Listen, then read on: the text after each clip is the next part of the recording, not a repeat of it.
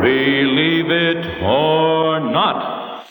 Yes, believe it or not, pages from the sketchbook of Robert L. Ripley. And here speaking for Bob Ripley is the Dean of Newsreel Commentators, Gregory Abbott. Thanks, Bill Griffiths, and welcome everyone to Bob Ripley's Radio Auditorium, a collection of amazing facts discovered by Bob Ripley in his never-ending search for the truth. The truth which is always more unbelievable than fiction. What's in the radio sketchbook today, Greg? As usual, Bill, on page 1, it's Bob Ripley's Believe It or Not quiz question. So sharpen your wits on this. Which weighs more, a pound of gold or a pound of feathers? Oh, Greg, are you trying to pull that old chestnut on a Hep character like me? Well, Hepster, I'd advise you to think it over carefully. You may be surprised when you hear Bob Ripley's answer at the close of today's program. Okay, but I'll bet you an old Chinese gong that I know the answer. Well, we'll find out later, Bill. But right now, let's see what Bob has sent us for today's radio sketchbook. What is the topic today, Greg? Witches. No, what is? That what is witches, Bill. Oh? Today we're going to talk about one of the most frightening phobias ever to delude mankind, witchcraft. And believe it or not, it all began with the publication of one book. What book was that? It was written in 1484 by two men named Jacob Sprague and Henry Institor. Its title was The Witch's Hammer. Well, what did the boys have to say about the broomstick brigadiers, Greg? Some very nasty things, Bill. The book defined a witch as the devil himself and said that only women could be witches, thus very neatly protecting the authors themselves, who were charlatans of the evilest kind. What effect did the book have on the public? Bill, this book opened the floodgates of all the pent-up hatred and insecurity that plagued feudal England. No sooner was it published than horrible mass executions of innocent women began. During the next 250 years, more than 1.25 million women were burned, hanged, or strangled. And usually it was simply because some fool had accused them of casting an evil eye on him. The fanaticism of the period is almost unbelievable, Bill. For example, any woman with dark hair and blue eyes could be denounced as a witch, taken out, and put to death without trial. Well, that's horrible. Sounds almost like the type of indiscriminate slaughter the modern Nazis practiced. In Belgium, Bill, the witch hunters burned a woman at the stake simply because she gave birth to 13 children, an unlucky number. And an innocent 7-year-old girl was strangled as a witch because she accidentally twisted her handkerchief into the shape of a mouse. I understand there was a period of witch hunting here in America, too, Greg. That's right, Bill. I'll tell you about one astounding case in exactly 60 seconds. But before I do, let's lend an ear to a man with a message. One of the greatest scientific research organizations in the world is offering well-paying jobs to young men with more than average intelligence and ability. Does that make you eligible? Well, if it does, you'll want to look into the proposition thoroughly because these jobs offer unusual opportunities. The Regular Army is the scientific research organization that is one of the greatest in the world today, and you may be eligible to become a member of this compact, carefully chosen force of skilled technicians. There's opportunity for you to get well on your way toward a successful civilian career, receiving training that is second to none in such modern fields as radar, diesel engines, electronics, photography, aviation specialties, and many others. Today's regular Army man is a skilled professional who works with advanced techniques and equipment in at least one of many specialized fields. So, ask for full information about the advantages of joining in our modern peacetime Army at the recruiting office nearest you. Now back to Bob Ripley's Radio Auditorium. Greg, you were telling us that witch hunting was practiced even here in America. Yes, Bill. In the old town of Salem, Massachusetts, in the year 1692, 32 women met horrible deaths as witches.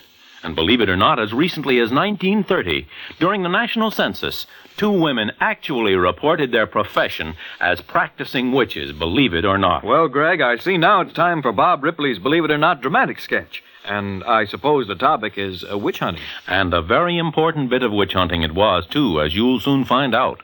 But now let me set the scene for you. The time is 200 years ago. The city of London is being plagued by an epidemic of ague, a disease much like malaria. Our scene opens on a dark and stormy night in March. At the door of a tiny cottage on the outskirts of the city, a father, carrying a tiny bundle, raps cautiously on the door. Mother Saunders! Mother Saunders! Who rapped on the door of Mother Saunders' cottage at this hour of the night? Open up, please. Well, what do you want? Mother Saunders, I'm Peter Grimes, They told me that you could cure the ague. So they told you that, huh? They say you have a magic talisman what drives the sickness away. Are you sick? Not I, it's my baby. This morning she wouldn't eat, took to crying. Then this afternoon she got all blue and began to shake like an aspen tree. Will you cure her? Come in. Shut the door. Quickly. I can't pay you much. Whatever you can give Mother Saunders is enough. I do not covet money. And you'll cure her? First, you must make a promise. Anything. Promise that you'll tell no one you came to see Mother Saunders. First thing you know, they'll be accusing me of witchcraft. Promise, or I'll put a hex on you that'll cross your eyes. I promise anything, but help my baby. Set her down upon this table. There. Now turn her about 3 times and spit to the west. 1, 2, 3. 'Tis done. And now for the charm. You're certain the devils won't get her? Stop shaking and fasten this talisman to her wrist. Quickly! She's turning blue. She don't look right. Fasten the talisman, whilst I light this incense. Right. But for heaven's sake, hurry, she's choking. All right. Spirit, out of the wrist. Out of this baby. Turn and twist. Out with the ague. But now, hist. There. 'Tis made. Look at her. She looks so strange. You've killed her. She's dead. No, it cannot be. She's dead. Look at her. She's dead. And you've hexed her. You witch. You've hexed my child. The baby's superstitious father, certain that Margaret Saunders had cast an evil eye on his child, went straight to the Crown Prosecutor Peter Warburton. Within a week, all London was astir with another of the witchcraft trials so rampant during those troubled times. As our next scene opens, the jury has just returned to the court where Sir Philip York, Lord Chief Justice of the Bench, is presiding. Order in the court. Order. Proceed with your questioning, Mr. Warburton. Thank you, Your Honor. Now, Margaret Saunders, you admit that on the night of March the 4th, you did receive at your cottage this man, Peter Grimes, who brought to you a child sick of the ague. I do not deny it. And you also admit that you did treat this child with all manner of incantations, utterances, talismans, and other devices of witchcraft. I am not a witch. Margaret Saunders, you admit that you used a certain talisman to treat the child. I have treated hundreds of children and cured them, too. Answer the question. Did you use a talisman? Yes. Now, Margaret Saunders, remember you are sworn to tell the truth. Admit you received this talisman from none other than Satan himself. Admit it. No, it is not true. Margaret Saunders, you are in league with the devil. Admit it. No. Gentlemen of the court, look how she cringes before good and honest men. I tell you, gentlemen, she received this talisman from the devil himself, and she's used it to bewitch and murder that little child. Gentlemen, there's only one verdict for this creature: death.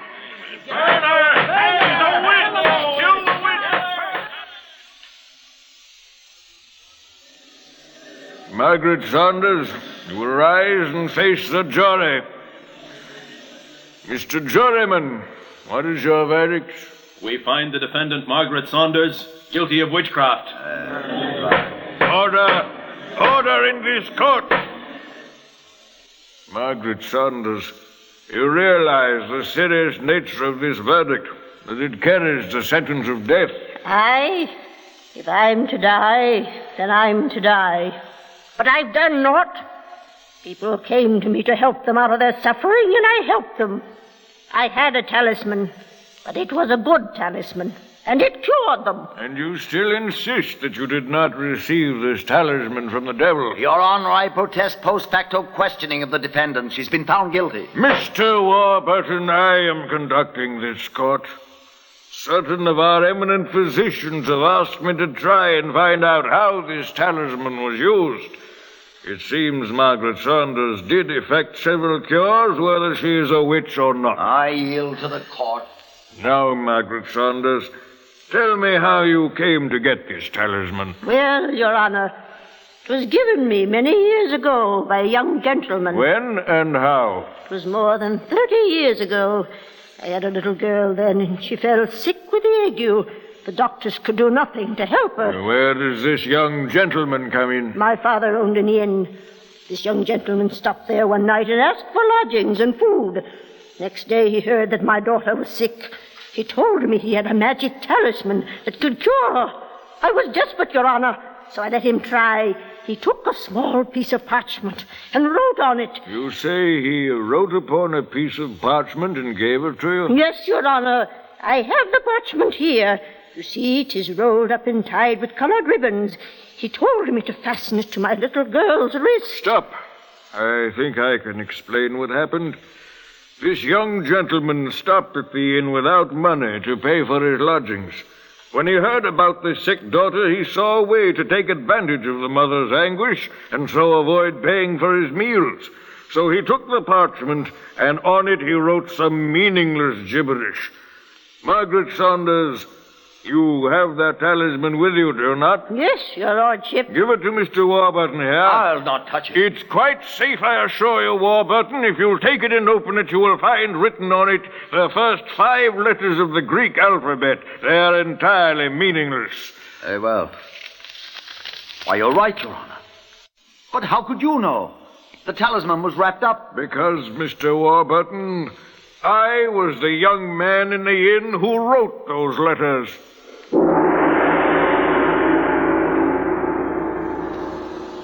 Believe it or not, Judge Philip York was the young man who 30 years before had given Margaret Saunders the worthless bit of paper as a cure for her daughter's ague. And believe it or not, that talisman not only apparently cured her child, but also hundreds of others during those years. The astonishing confession by the judge that he, and not the devil, had given her the talisman resulted in the acquittal of Margaret Saunders. And this case so aroused public opinion that from that day forward, witchcraft trials were abolished in England. Believe it or not. In exactly 60 seconds, Gregory Abbott will be back with the answer to Bob Ripley's quiz question. Meanwhile, here's an important believe it or not that concerns you. Everybody knows that money isn't everything, but of all the things it's always nice to have a little of, everybody will agree that money is definitely one. It's impossible to look ahead and try to figure what your financial situation will be, say, 10 years from now, but it isn't impossible to do something about making your financial situation 10 years from now something like you'd like it to be. The way to have money at a later date is to save money now. Put some aside every week. And don't let it merely accumulate. Let it do some work for you. Having your own dollars earn more by investing them in United States savings bonds. A return of $4 for every 3 invested is a profitable investment. And that's the profit you're guaranteed by the government itself. So buy United States savings bonds. Sign up for the payroll savings plan where you work. Or the new bond-a-month plan where you bank. It's the safest investment in the world. An investment that can help to make your dreams of financial security come true. Now for the answer to today's quiz question. Well, Bill, did you get the answer to Bob Ripley's question? Which weighs more, a pound of feathers or a pound of gold? Oh, that's easy. You can't fool me. A pound is a pound. They both weigh the same. Think I'm a child, Greg? Well, Junior, I'll tell you.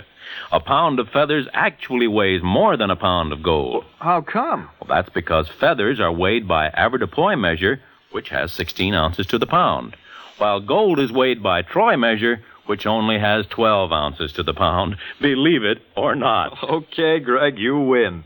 And that takes us right down to the finish line. So how about one of Bob Ripley's famous farewells? All right, Bill. In keeping with the spirit of witches, fairies, and leprechauns, Bob Ripley has asked me to say goodbye to our audience in the words of old Rip Van Winkle. Here's to your good health, and here's to your family's good health. May they live like happy gnomes and prosper like fairy kings. Believe it or not. Tune in again tomorrow at this time, ladies and gentlemen, when Gregory Abbott will be back with more pages from the radio sketchbook of Bob Ripley, including Bob's amazing sketch about an artist who painted a portrait of a ghost. The Believe It or Not show was directed by Walter McGraw and dramatized for radio by George Lefferts. This is NBC, the National Broadcasting Company.